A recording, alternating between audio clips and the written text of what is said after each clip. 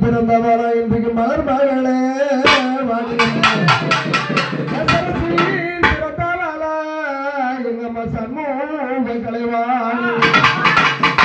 கலைவாணி அம்மா எங்க அம்மா வாழ்முருகன் தேவி அம்மா கலைவாணி அம்மா எங்க அம்மா பொற்பொருள் குடியிருந்து எங்க அம்மாளுக்கு நல்லோசை தாரும் அம்மா குடியிருந்து எங்க அம்மா கொஞ்சமம்மா பெற்றவாளே ஊரு காலியருக்கு எங்க அம்மா எழுதினால தூதால காலியருக்கு எங்க அம்மா படித்தாடும் சொல்லவாரோ எங்க அம்மா இந்த முத்து மாறி பூஜை